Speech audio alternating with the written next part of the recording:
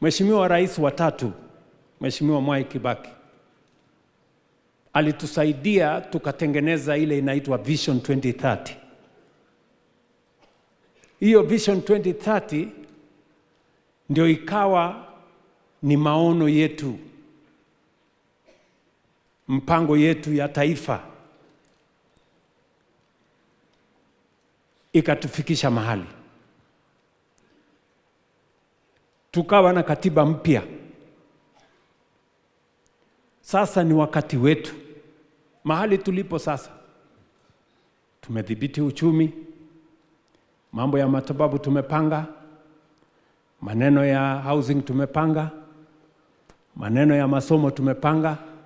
Sasa ni nafasi yetu kama Wakenya tuketi chini pamoja, tupange destiny ya taifa letu la Kenya. Miaka 20-25 ijayo, tunataka Kenya isimame mahali gani? Na sisi wote tukubaliane. Haiwezi kupangwa na serikali, haiwezi kupangwa na chama peke yake, haiwezi kupangwa na wachache. Sisi wote tutaketi chini tupange, tukubaliane Kenya itakuwa wapi in the next 20-25 years.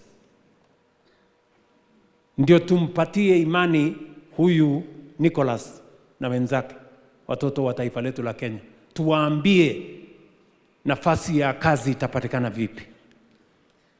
Tuwaambie wale wanalala njaa watawacha kulala njaa lini.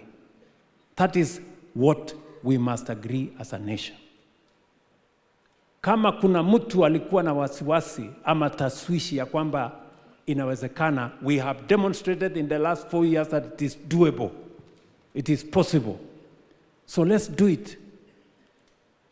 Sikizeni marafiki zangu. Kenya